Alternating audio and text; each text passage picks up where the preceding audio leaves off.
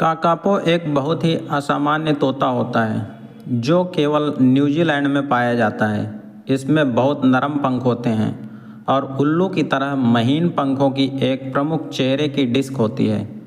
इसे कभी कभी उल्लू तोता या रात का तोता भी कहा जाता है।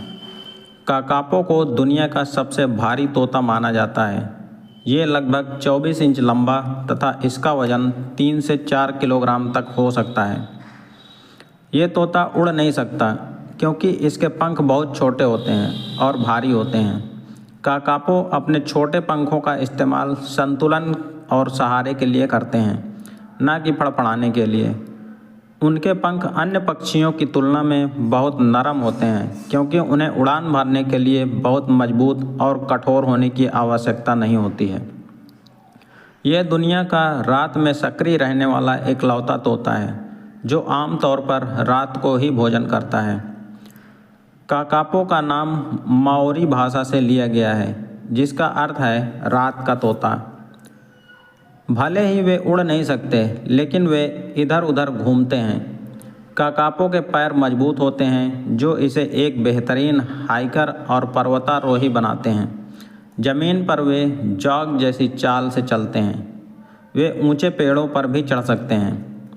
काकापो चौंकने पर जम जाते हैं। उनका एक बचाव यह है कि जब खतरा करीब हो तो वे जम जाते हैं और पृष्ठभूमि में चले जाते हैं। वे अच्छी खुशबू देते हैं। काकापो की गंध की अच्छी तरह से विकसित भावना होती है जो उनकी रात्रिचर जीवन शैली में उपयोगी होती है। इसके अलावा इसमें एक बासी मीठी गंध भी होती है। ये संभवतः काकापो को जंगल में एक दूसरे को खोजने में मदद करती है। दुर्भाग्य से यह स्तनधारी शिकारियों को भी उन्हें खोजने में मदद करती है। वे संभवतः सबसे लंबे समय तक जीने वाले पक्षियों में से एक हैं। काकापो धीमी गति से जीवन जीते हैं। नर लगभग 4 साल की उम्र तक प्रजनन शुरू नहीं करते हैं और मादा लगभग 6 साल की उम्र तक। इसकी जीवन प्रत्याशा अद्भुत होती है। यह 90 साल या उससे भी अधिक जी सकता है। काकापो मजबूत पक्षी हैं। अन्य भूमि पक्षियों के विपरीत काकापो शरीर में वसा के रूप में बड़ी मात्रा में ऊर्जा संग्रहित कर सकता है। नर मादाओं को समूह गीत और नृत्य के साथ आकर्षित करते हैं। प्रजनन के मौसम के दौरान नर काकापो एक विशेष क्षेत्र तक पहुंचने के लिए 4 मील तक चल सकते हैं जहां वे मादाओं का ध्यान आकर्षित करने के लिए एक दूसरे के साथ प्रतिस्पर्धा करते हैं। काकापो का मुंह उल्लू की तरह दिखता है, इस कारण इसे उल्लू तोता भी कहा जाता है। ये पक्षी फलों, बीजों, पत्तियों और फूलों को खाकर अपना पेट भरते हैं। काकापो विशेष रूप से रीमू पेड़ के फल खाना पसंद करते हैं जो इनके लिए एक महत्वपूर्ण आहार है। इनके पैरों में मजबूत पंजे होते हैं जिससे ये पेड़ों पर आसानी से चढ़ सकते हैं। काकापो की एक अनोखी विशेषता यह है कि ये साल में केवल एक बार ही प्रजनन करते हैं।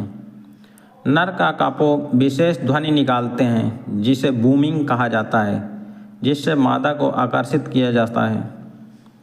मादा काकापो एक बार में 1 से 4 अंडे देती है और उनकी देखभाल स्वयं करती है।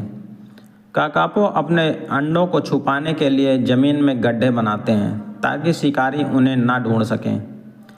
इनकी जनसंख्या तेज़ी से घट गई है और आज इनकी संख्या 300 से भी कम है। काकापो का मुख्य शिकारी स्टोट है जो न्यूजीलैंड का एक शिकारी स्तनपायी है और इनकी विलुप्ति का बड़ा कारण भी वही है।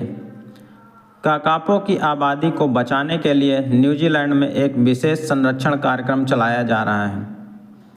काकापो के संरक्षण में रिमोट ट्रैकिंग डिवाइस का इस्तेमाल किया जाता है ताकि इनकी गतिविधियों पर नज़र रखी जा सके। इनके पास उत्कृष्ट सूंघने की शक्ति होती है जो भोजन ढूंढने में मदद करती है। ये आमतौर पर रात को ही चलते हैं और ज़मीन पर चलकर ही अपना भोजन ढूंढते हैं। काकापो के हरी पीली पंखों के रंग उन्हें घने जंगलों में छिपने में मदद करता है। इनका एक अनोखा मुर्गी जैसा चलने का तरीका होता है। काकापो अपनी विशिष्ट गुर्राने और चीखने की आवाज़ से जंगल में संवाद करते हैं। इनकी देखभाल के लिए काकापो रेंजर नामक विशेषज्ञों की टीम है जो इनकी हर गतिविधि पर ध्यान देती है। नर काकापो एक विशिष्ट नृत्य करते हैं जिसे लेकिंग कहते हैं। ये मादाओं को आकर्षित करने का तरीका है। इनका मांस और पंख माओरी संस्कृति में पूजा और परंपराओं का हिस्सा थे, जिससे इनकी आबादी में कमी आई। काकापो का वजन इतना ज़्यादा होता है कि ये कम ऊंचाई से गिरने पर भी घायल हो सकते हैं। इनके शिकारियों से बचने के लिए विशेष संरक्षित द्वीप बनाए गए हैं जहां इनकी प्राकृतिक वृद्धि को प्रोत्साहित किया जाता है। काकापो दुनिया के सबसे कम आबादी वाले पक्षियों में से एक हैं और इन्हें महत्वपूर्ण लुप्तप्राय प्रजातियों में शामिल किया गया है। इनकी संरक्षण सफलता के कारण काकापो का संरक्षण कार्य चमत्कार माना जाता है और आज ये वैश्विक संरक्षण प्रयासों का प्रतीक है। धन्यवाद। जय हिंद।